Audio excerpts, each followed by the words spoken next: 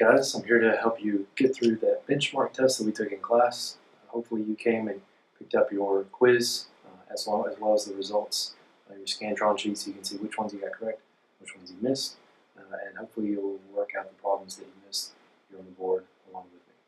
So what I want to do is I want to start with the first question, which talks about these two cities, Hamburg, which has a population of 150,000 people, that is growing at a percentage each year, 2.1% each year.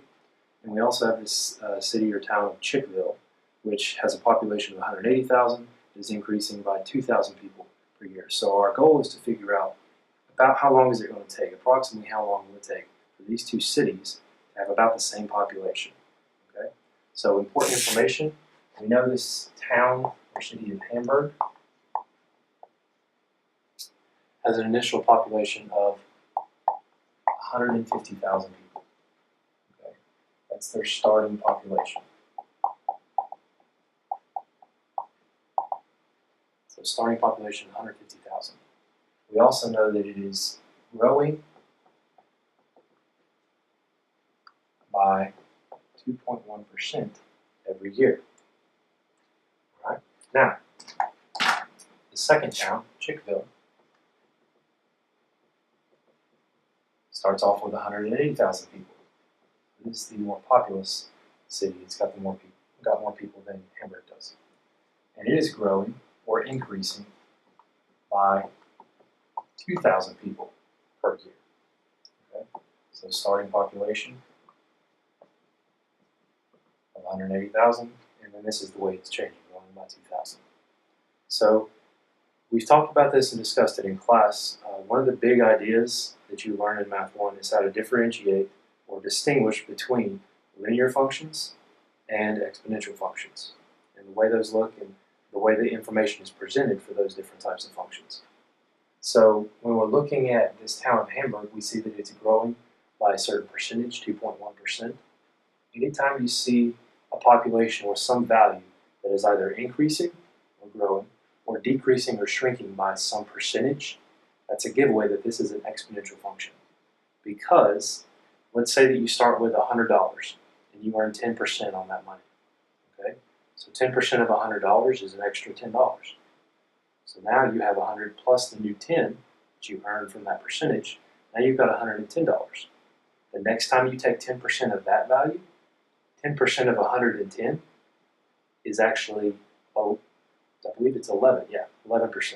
Or 11 is the value when you take 10% of 110. So you're actually starting to get more and more money every time you take that 10% because you're just adding that back.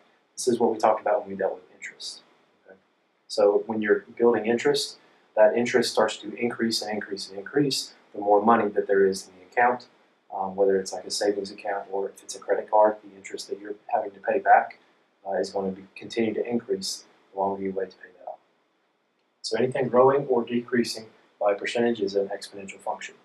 And we know that exponential functions can be written, use black again here, can be written using the form y equals a times b to the x. And we usually put parentheses around our b term, our factor here, just so it kind of stands out.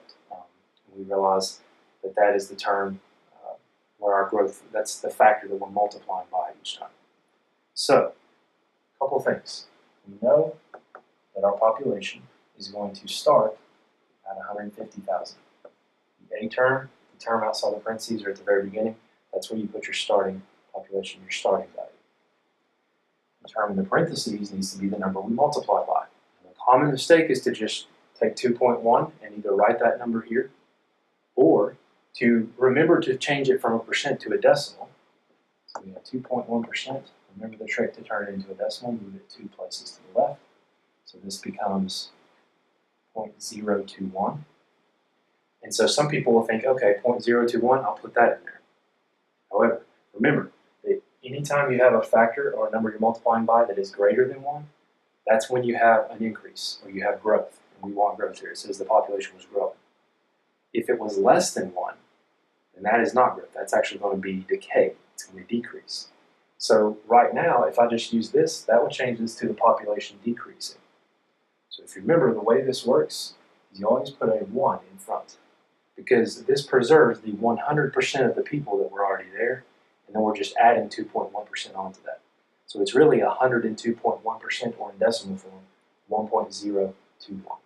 So that's the number we're going to multiply by here. Okay?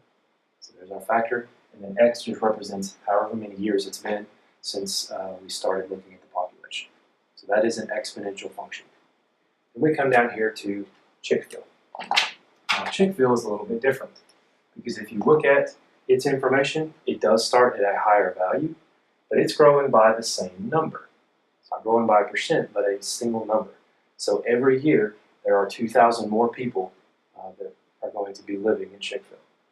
So anytime you have a function where it's always adding, it's always increasing by the same number, not the same percent, but the same number, that is a linear function, because that rate of change is staying the same. The rate of change is 2,000 people every year, increasing. So linear functions have the form y equals mx plus b, is the way most of us learned it. It can be presented ax plus b or b plus ax, a plus bx, as long as you have a term with an x plus another number. Okay? And the number can come first, then the x term, doesn't really matter. So, in this case, the one thing that does matter, the rate of increase, in this case, has to go with the x term. So our slope, our rate of change, is we are increasing by 2,000 people every year. That goes with the x. So 2,000 people per year, plus however many people we started with, which was 180,000. So we have two equations here. Y equals 150,000 times 1.021 to the x. And we also have the equation right here. Y equals 2,000x plus 180,000. So this is Chick-fil's equation. This is Hamburg's equation. Now, when we look at Hamburg's equation, we realize this is exponential. When we look at Chick-fil's, this is linear.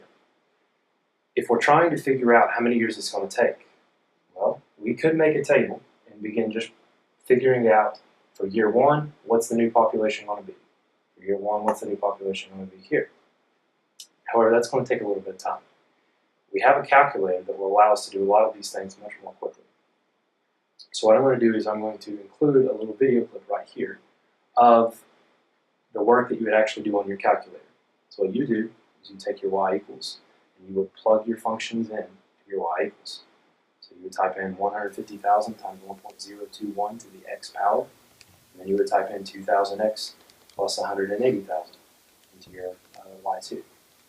And once you have your two functions plugged in, you would go to the table by hitting second graph, and then once you've gone to the table, you're just going to start to scroll through the values.